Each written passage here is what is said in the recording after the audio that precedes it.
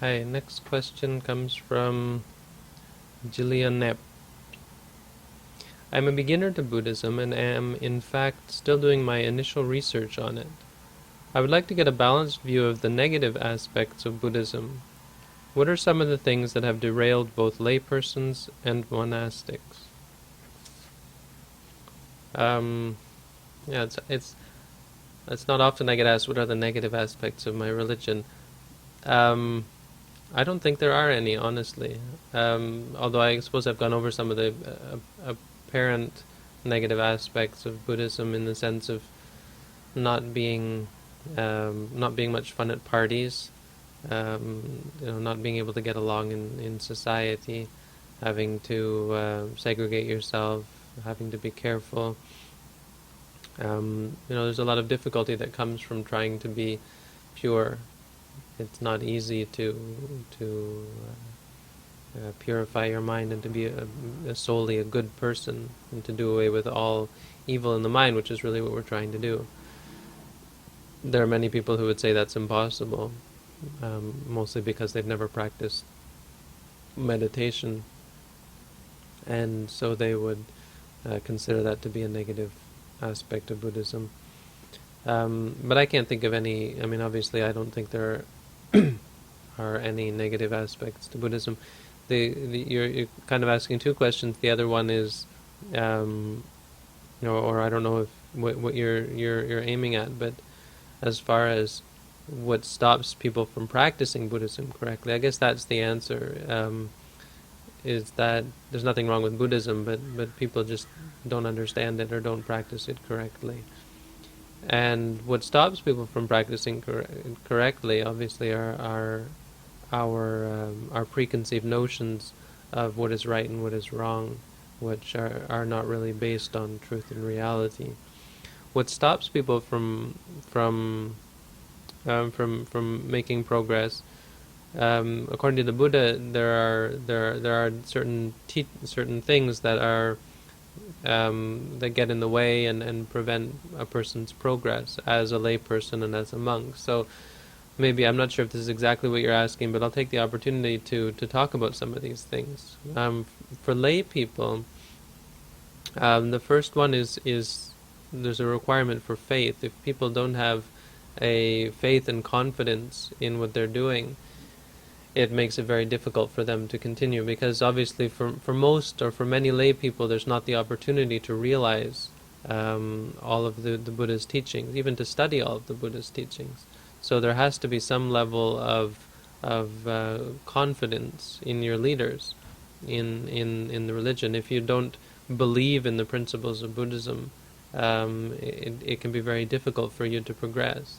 If you and I guess what that means really is, if you have ideas that are contrary, then you won't even open your mind to the idea that the Buddha's teaching might be right. And I recognize this in many so-called Buddhists, is they still believe in a delicious meal and in preference for things, in beauty, in in sexuality and so on. Not only are they partaking it, but they also believe that it's right to be attached to these things. And these are people who consider themselves to be Buddhists even from birth.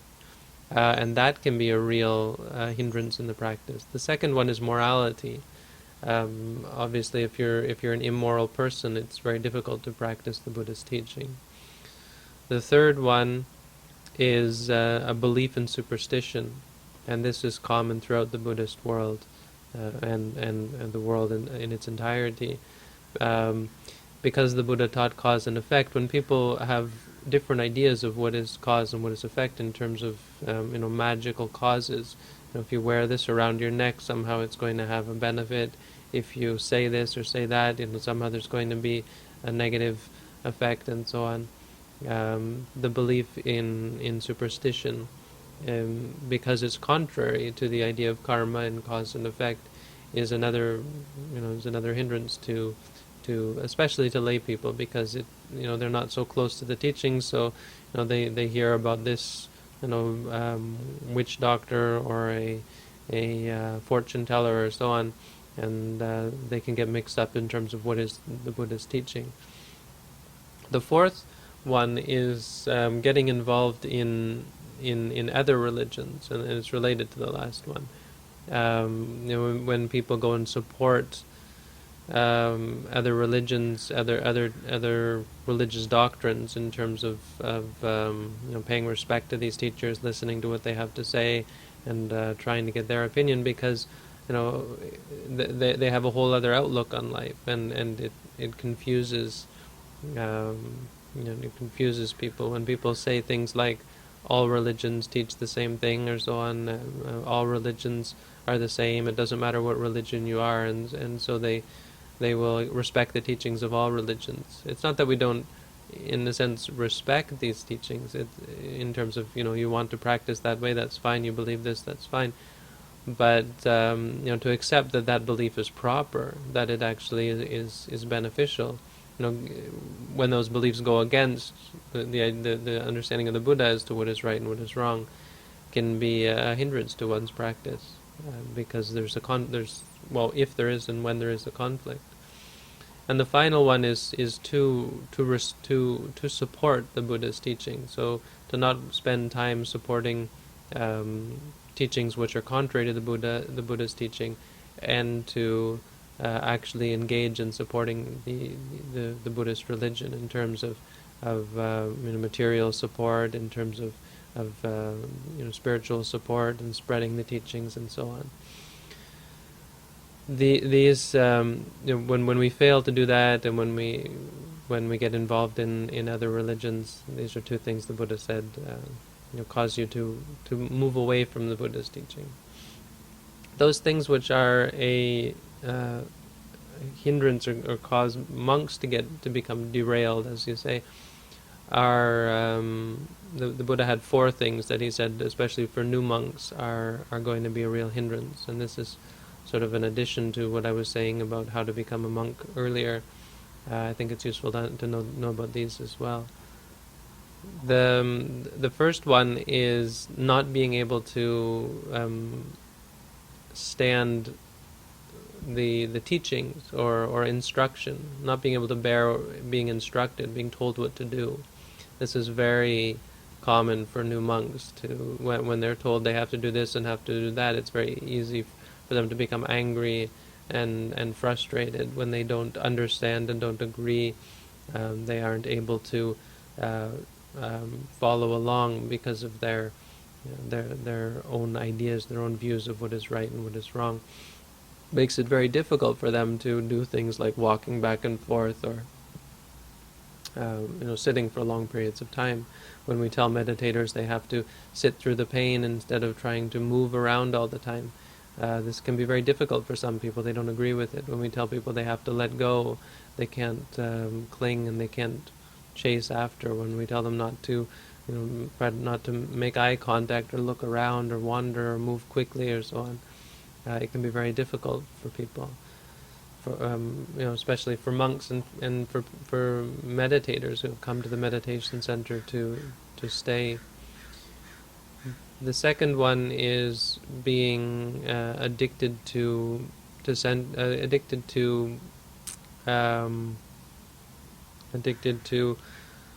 simple, being lazy, I guess, is a good explanation of it. Being addicted to just eating and sleeping and lazing around. Laziness, I guess, is a good summary of it. Meditation in the Buddha's teaching does take a lot of effort. It's something that you have to work hard at, because we're trying to change the very core of our being, the very core of the very core of how we look at the world, of how we see things. We're trying to change the way we look, entirely change the way we look at things. And this takes a lot of effort, because we're generally so off track. If we are lazy, if we think we can just sit around and eat and sleep and socialize and think that being a monk or being a meditator is somehow enough. If you come to stay at the monastery, somehow you're gaining something without even practicing. This can make it very difficult, and it does in the end lead one to feel like what being a monk or being a meditator is pointless, going home and not gaining any benefit from it. The third one is being attached to happiness, being attached to sensual pleasures. So, needing good food, needing nice clothing, needing a soft bed, and so on, needing to listen to music and watch television. All of these things that monks are not allowed, monks and meditators are not allowed to do. When these addictions come up, if they're very strong, they can very easily lead one to become derailed and lose interest in the practice because of one's addictions, one's attachments.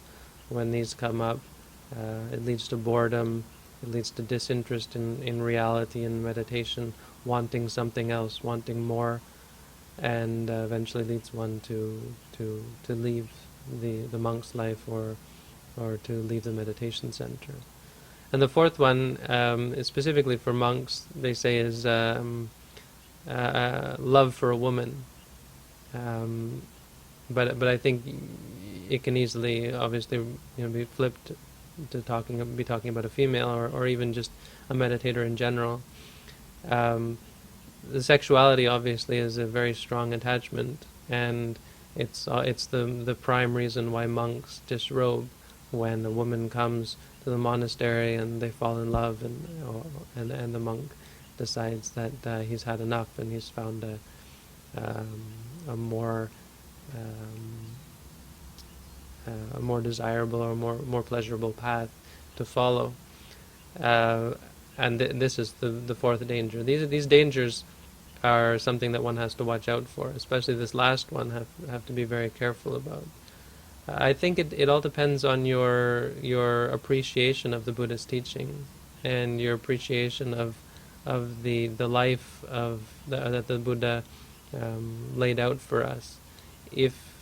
If you really believe in what the Buddha taught, and if you really see the benefit in what the Buddha taught, and if it really does bring you benefit, then I think these dangers are easily overcome, and the way you overcome them is by seeing the benefit, by understanding that what we're doing is something great, something powerful, something pure, and something higher than all of these other desires, these other attachments, these other needs and wants, higher than our views and our opinions. That what the Buddha taught is very much real.